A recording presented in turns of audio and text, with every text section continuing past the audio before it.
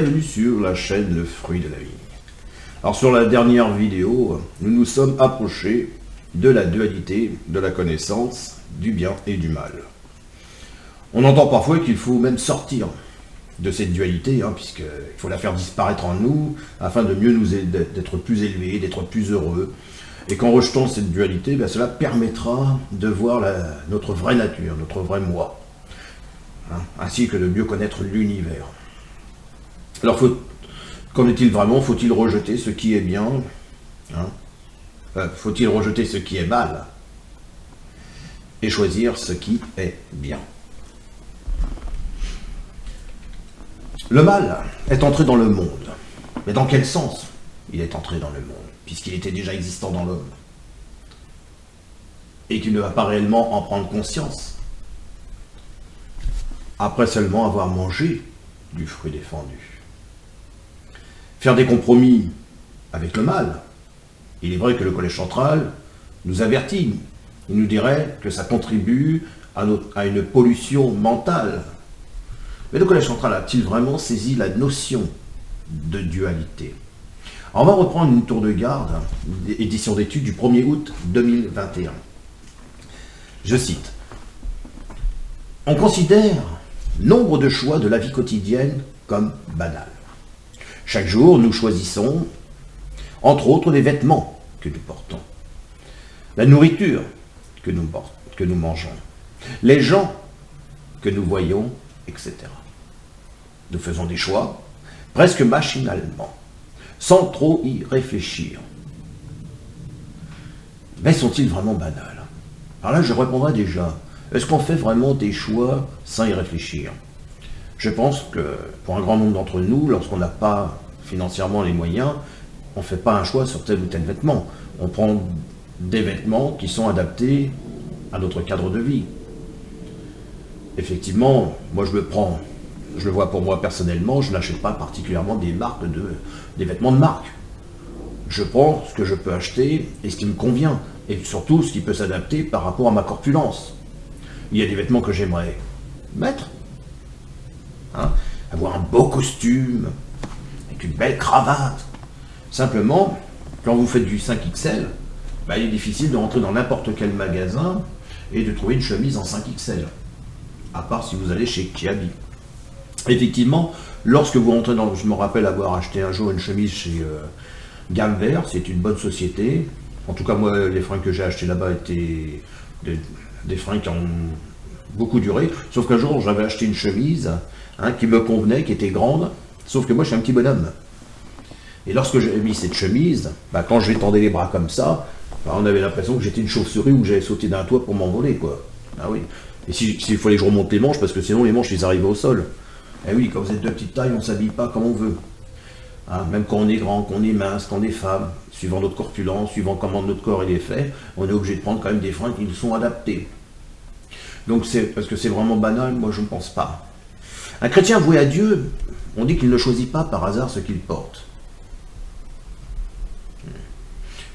Ce qu'il mange, ce qu'il boit, ce qu'il dit, ce qu'il fait, parce qu'il tient à ce que ses choix conviennent en toutes circonstances à sa qualité de serviteur du Très-Haut, Jéhovah, Dieu.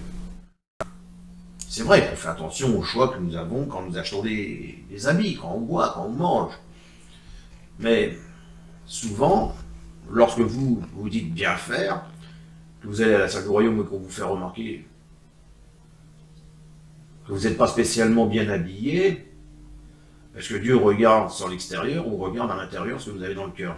Je me rappelle d'ailleurs, j'ai une anecdote. J'étais en prédication, on était partis en groupe, puis là on était avec des frères et sœurs,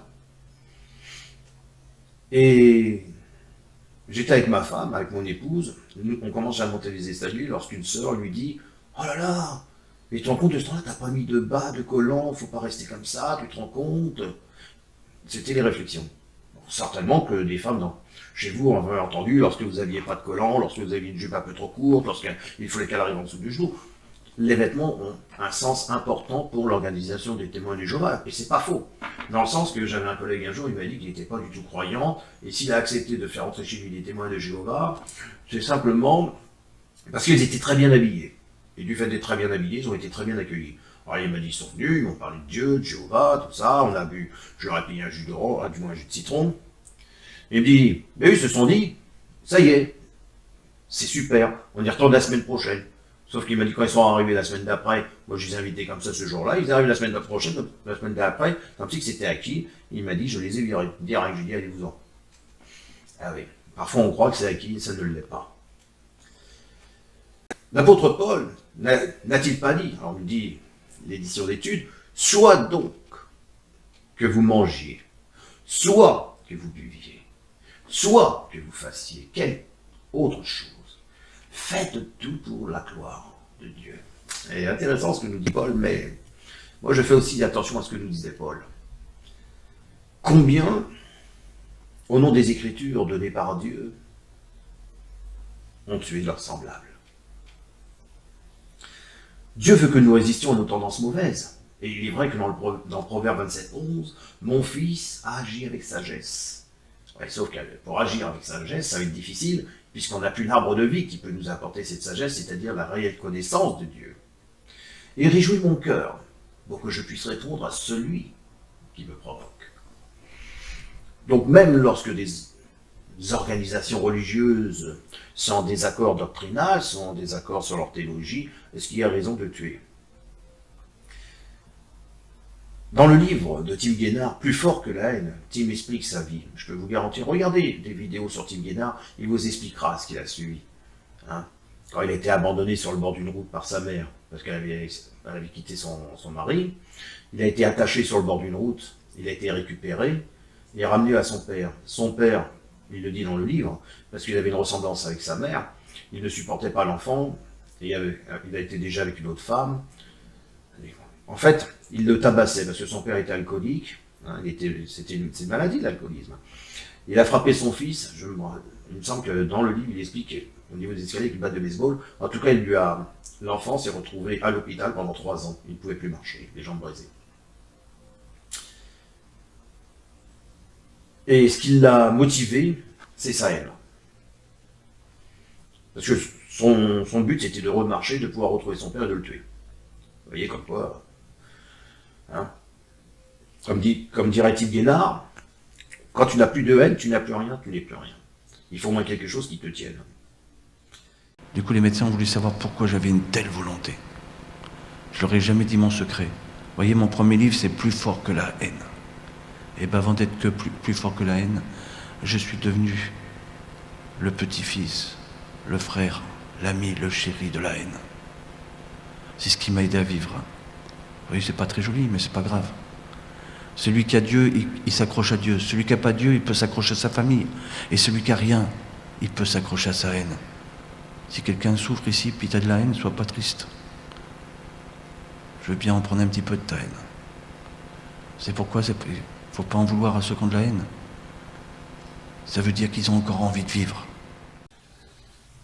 Et ce que j'avais retenu dans cet ouvrage, c'est qu'un jour il discutait avec le prêtre et le prêtre lui a dit « Bénis celui qui doute lorsque la foi devient haineuse. » Lorsque toi tu te retrouves excommunié, parfois certains frères et sœurs suivent ce que l'organisation leur demande de suivre, de ne plus te parler.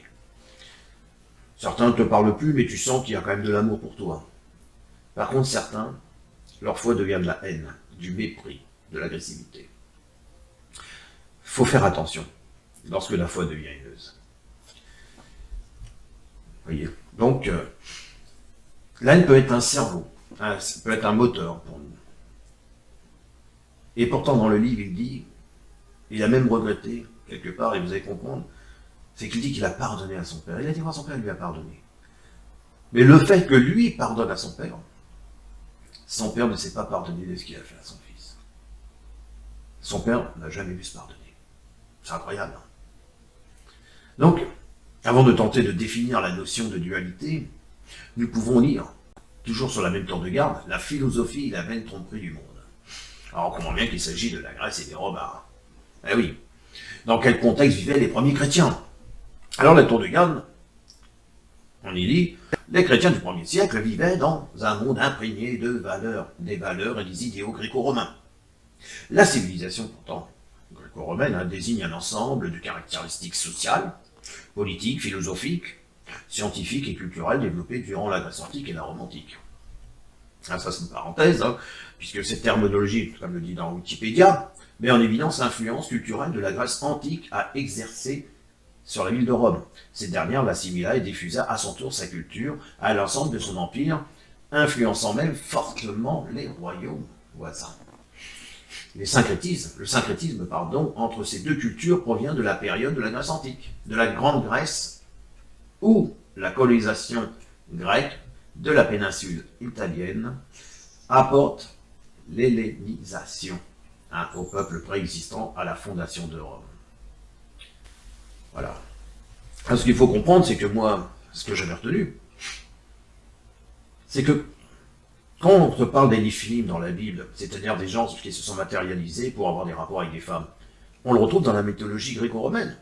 Dans la Grèce, Héraclès, ou chez les Romains, Hercule, son père était un dieu, c'était Dieu avec une humaine, qui a donné Hercule ou Héraclès, ce que l'on retrouve chez les Néphilim.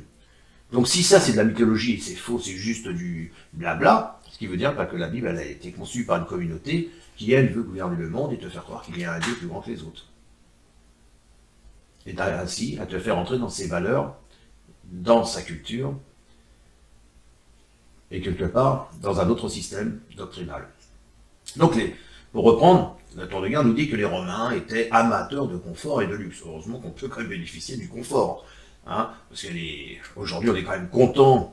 Quand tu vas aller aux toilettes, tu as un toilette chez toi. Quand tu as froid l'hiver, tu peux te chauffer. Quand tu as quand même de l'eau chaude qui vient jusqu'à chez toi, tu as l'eau froide aussi. Tu n'as pas besoin de faire des kilomètres de marche. Tu as des routes quand même propres avec des assainissements. Ça évite quand même un grand nombre de maladies de bactériologiques et autres. Parce que c'est vrai qu'on va vous dire « Ah oui, Pasteur a trouvé tel ou tel vaccin ». Je peux vous dire que sur Paris, les bouchers tuaient les bêtes devant, c'était de la terre battue, tout ça. C'est quand même grâce aux assainissements, tout ce qui a été fait sous Paris, qui a amené de la propreté, puis une vie où aujourd'hui on peut éviter d'avoir certaines maladies.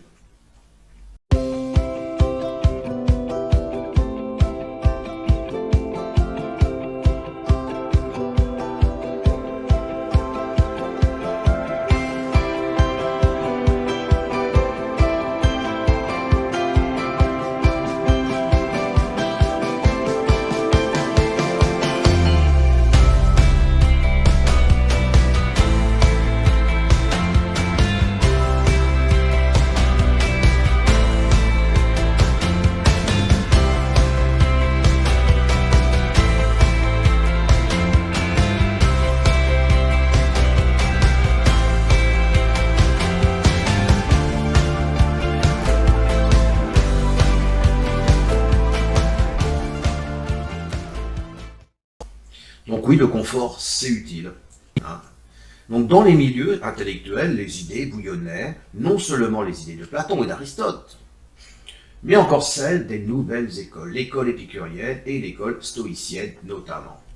Quand il est passé à Athènes au cours de son deuxième voyage missionnaire, l'apôtre Paul a eu affaire à des philosophes épicuriens et stoïciens convaincus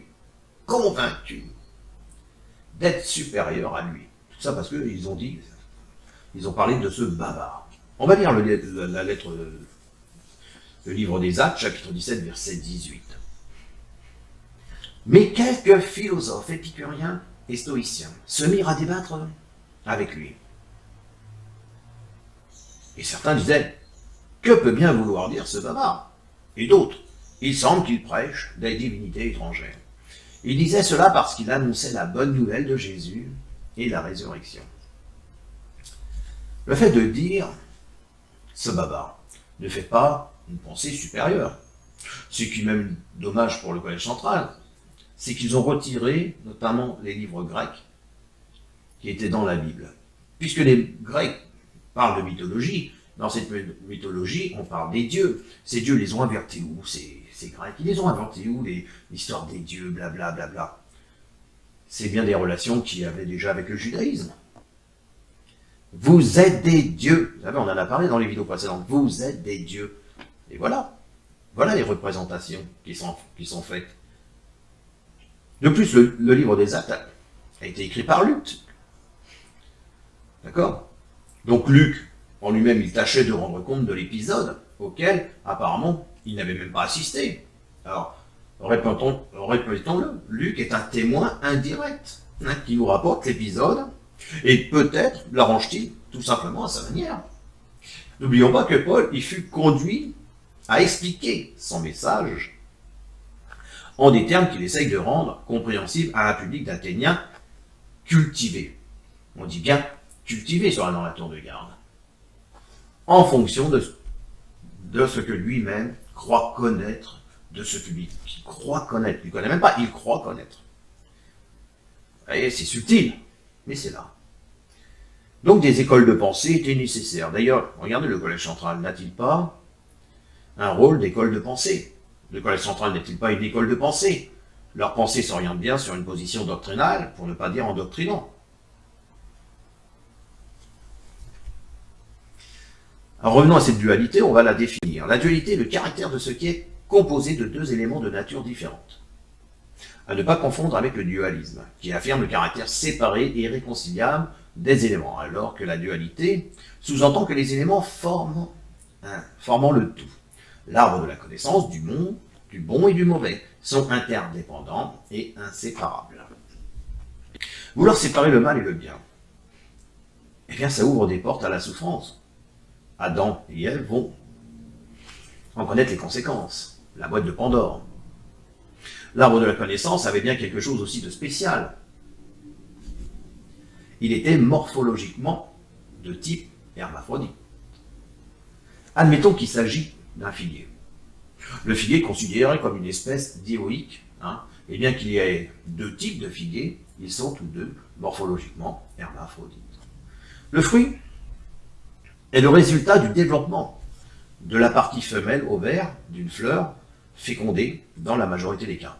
La fécondation consiste à ce que du pollen issu ce qu'on appelle des étamines, c'est des parties mâles d'une fleur, parviennent sur le stigmate de l'ovaire d'une fleur de la même espèce.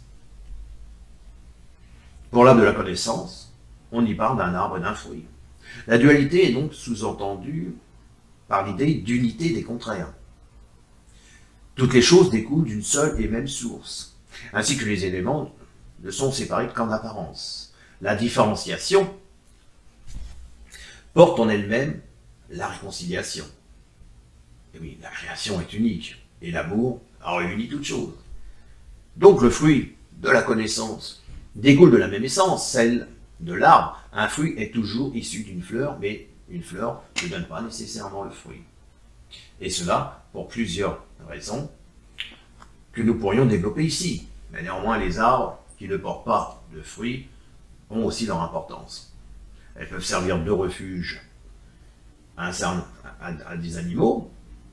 Elles servent aussi pour l'agriculture, pour éviter, lorsqu'il y a des pluies fortes et hautes, d'abîmer l'agriculture. Elles protègent du soleil. Elles font un travail incroyable. Vous imaginez dans les pays d'Orient ce qu'on appelle comment on appelle ça? Mince. Des grandes îles. Je fais une pause et je reviens. Temps de chercher. Voilà.